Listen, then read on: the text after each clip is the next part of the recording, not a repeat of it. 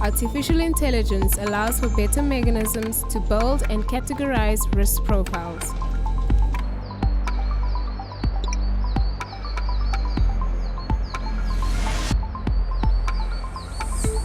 Though SMMEs remain the backbone of the economy and contributes greatly to job creation and GDP, the environment is not as conducive as it should be.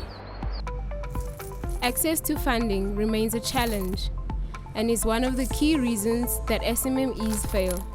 Some key findings is that the credit gap for entrepreneurs looking for funding is quite significant. We'll look at South Africa's credit gap, Sub-Saharan Africa, globally. Most undeserved are micro-enterprises and startups. Surely no other proof is needed that there is a huge market for the right funding solution in this space. Key challenges of industry. Banks struggle to serve SMMEs as they use a one-fits-all approach. How can the criteria you use to find a 100 million rand company be the same for the guy in Kasi doing 50,000 rand a month? High transactional costs for finding and screening entrepreneurs, the need for collateral which many entrepreneurs do not have, SMMEs lack knowledge to raise funding.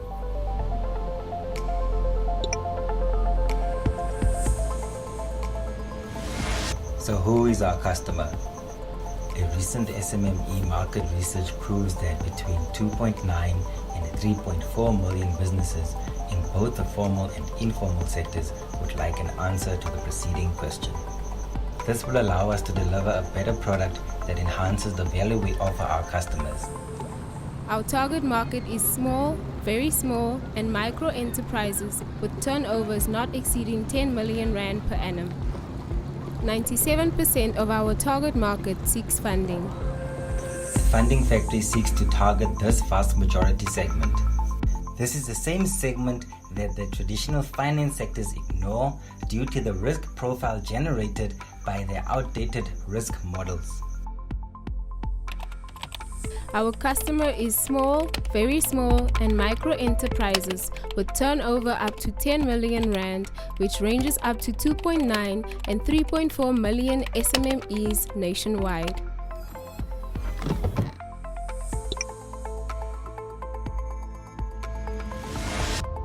The Funding Factory is essentially a financial services business using technology as a channel to drive down transactional costs and allow scalability.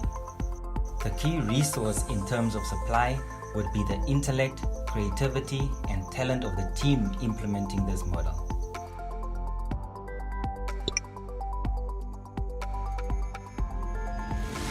Potential candidates can fill application forms or apply online. A simple, user-friendly process with quick turnaround time. This technology allows big data to access multiple data points to draw up a risk profile on whether or not the candidate is fundable. A high volume, low margin model would be in effect. Keeping up to date with new technology and innovations within this space would be key to the operational efficiency of the business. In addition, I am almost complete with the mandatory registration process with the National Credit Regulator.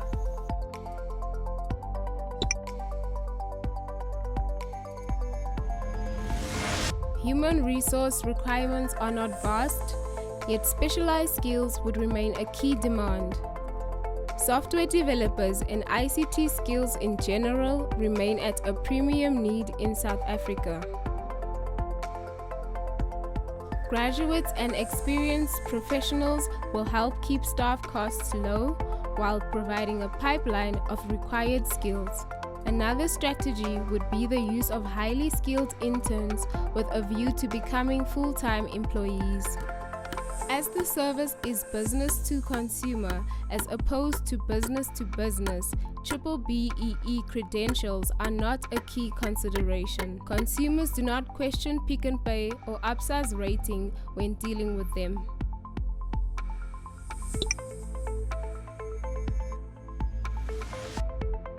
Our strength is our entrepreneurial team. Our target market is effectively ignored by the traditional financial sector. Our weaknesses are that the founder lacks the technical expertise and there will be high transactional costs for this volume-based model. The emerging market potential is presented by the global nature of the problem. Funds for enterprise development will be sourced via certain credentials. The model can be replicated by better finance competitors.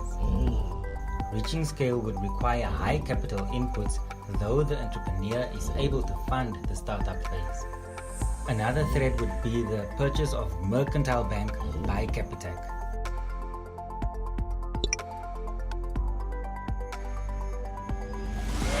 Socioeconomic benefits include job creation.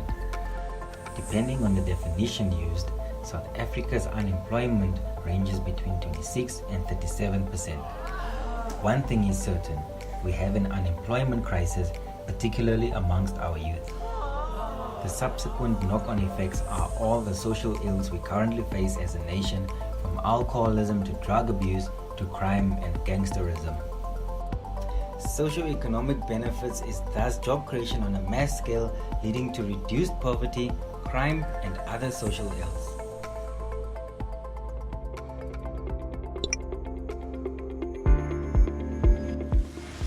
The revenue strategy is based on a high volume, low margin model. Startup capital of 1.5 million Rand will be self-funded.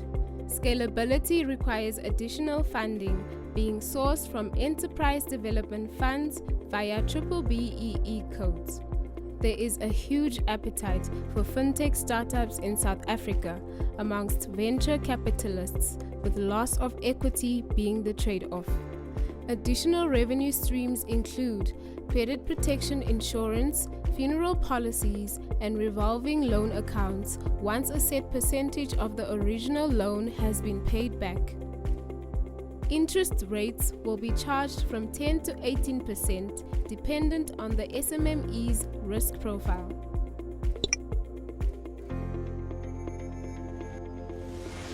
To conclude, the problem is huge. The market is adequately segmented at 86% of SMMEs between 0 and 1 million Rand. This is approximately 2 million micro-enterprises who seek funding, and yes, they are riskier. The solution is simple yet sophisticated enough to bring the desired outcome. A fintech solution using big data analytics and artificial intelligence to build a platform that is continuously learning and refining risk profiles and thus better and better solutions. The business is profitable with potential for huge scale brought about by technology and the size of the problem. The credit gap of $80 to $100 billion in sub-Saharan Africa and globally is between 900 billion and $1.1 trillion. So if you are looking for a revolutionary business that solves a mammoth problem, is highly scalable with potential for vast socio-economic impact that will make you exceedingly wealthy, look no further than the funding factory. The irony here is that on a personal level, I am able to self-start to the tune of 2 million Rand, and just 6 years ago, my business started with a 140,000 Rand grant. Now, can you see the potential?